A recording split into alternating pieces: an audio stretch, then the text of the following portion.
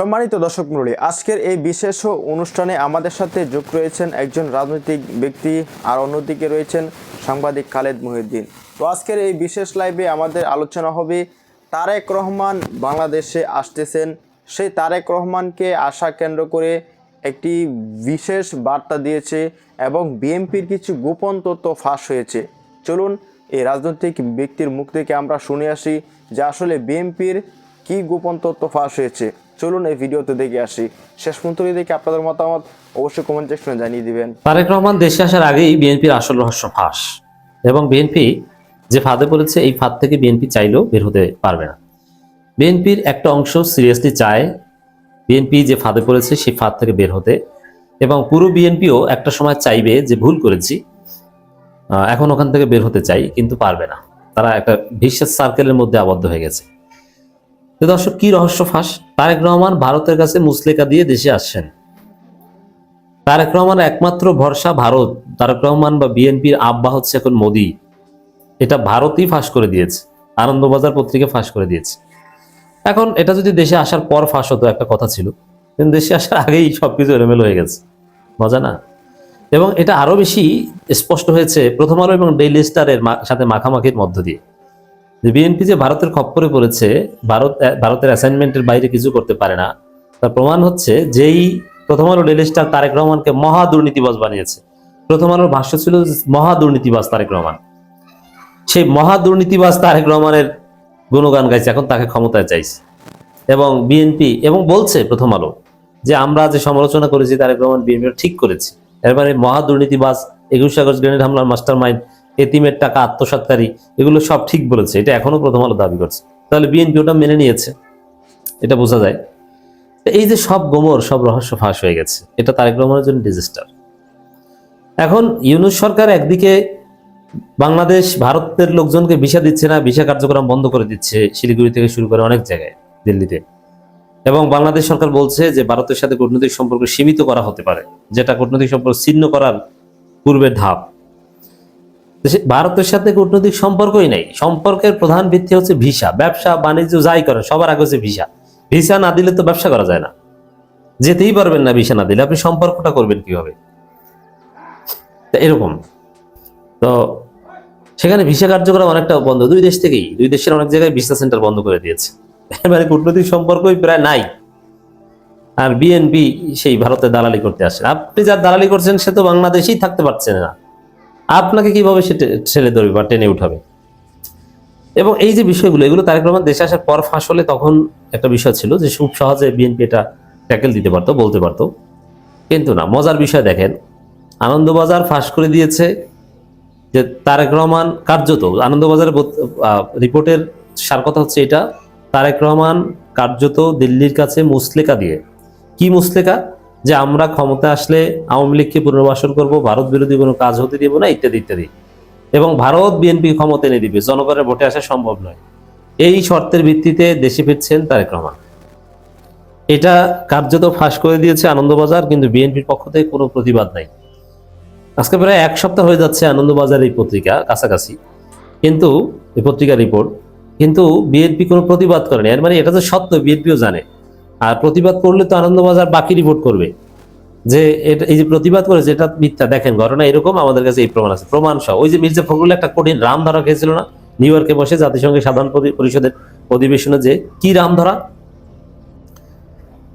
প্রথমে বলছে যে আমার সাক্ষাৎকার এডিটেড, ওই যে আওয়ামী লীগকে দরকার নির্বাচনে নানান কথাবার্তা বলে, যে আমার সাক্ষাৎকার এডিটেড। এরপরে বলছে যে এআই দ্বারা তৈরি। এরপর বলছে যে এরকম কোনো সাক্ষাৎকারই দেয়নি। কিন্তু সাক্ষাৎকার যে দিয়েছে, সাক্ষাৎকার যারা নিয়েছে, ওই পত্রিকা আবার মির্জা ফখরুলের ছবি সহ পাবলিশ করে দিয়েছে। এখন তো ধরা গেছে রাম ধরা, চোর যেরকম ধরা পড়ে, মির্জা ফখরুল চোরের মতো ধরা পড়েছেন।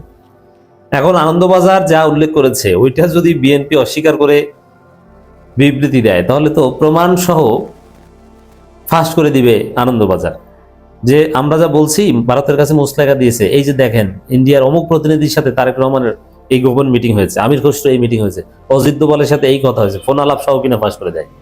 তারপরে বাকিটা হোম আসা। তো দর্শক, এই যে রহস্যগুলো তারেক রহমান দেশে আসার আগে এইসব ফাঁস হয়ে যাওয়ায় এটা সত্য হিসেবে প্রতিষ্ঠিত হলো। দেশে আসার পর আসলে তখন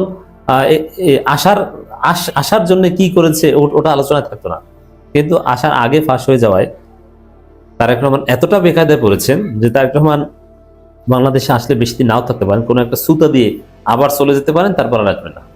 কি সুতা? তো মনে করেন যে এখন মানুষ তো এটা মনে করে যে খালেদা যে জীবিত নাই, আচ্ছা জীবিত আর থাকুক বা না থাকুক, আমি ধরে নিলাম জীবিত। হঠাৎ করে তারেক রহমান দেশে আসার পর দেখলো যে ইউনূসের সাথে কোনো ডিলিং হচ্ছে না, ক্ষমতায় নিশ্চিত আসার সম্ভাবনা তৈরি হচ্ছে না, আর ভারতের সাথে দালালি চুক্তি করেছে, ভারত নিজেরাই তো নাই হয়ে যাচ্ছে।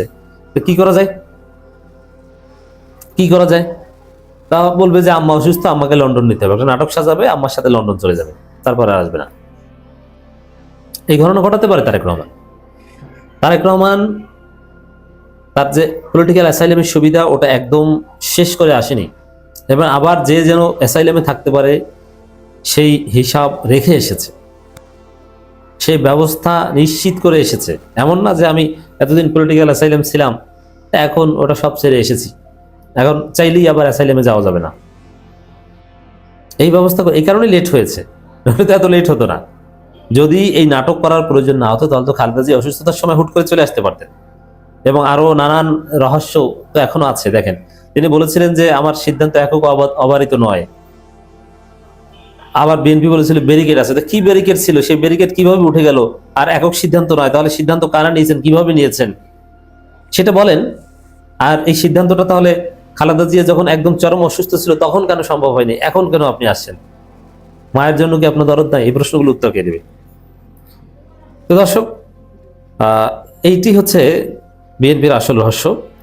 আর বিএনপি যে ভারতের ফাঁদে পড়েছে তার বড় প্রমাণ হচ্ছে প্রথম আলো ডেইলি স্টার বিএনপির কাছে এখন বাইবেলের মতো।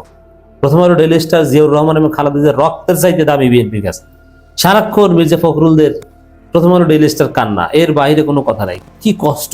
সালাউদ্দিন রিজভী, প্রথম আলো ডেইলি স্টার, অথবা প্রথম আলো ডেইলি স্টার যেটা সেট করে দেয় সেই হিন্দুদের যে ঘটনা, ময়মনসিংহে হিন্দু যুবককে হত্যা করা হয়েছে সেই ঘটনা, এবং আপনি দেখেন যে সেই ময়মনসিংহের সেই ঘটনাকে কেন্দ্র করে ভারত বাংলাদেশের উপর হামলা করছে, বাংলাদেশের কূটনৈতিক মিশনের উপর হামলা করছে। তো যেসব দলের লোকজন হামলা করছে কূটনৈতিক মিশনের উপর, ওই দলের লোকজনকে এবার বাংলাদেশ শাখার লোকজনকে বিএনপি নমিনেশন দেয়।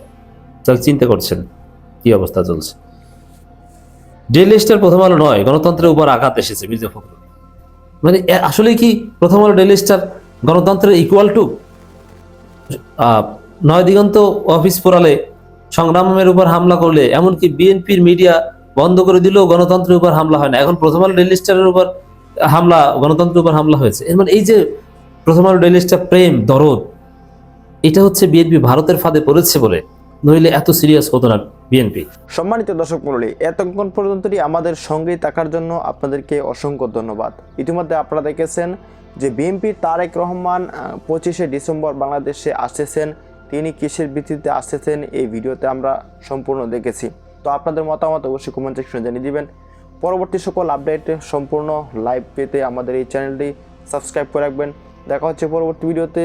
আসসালামু আলাইকুম।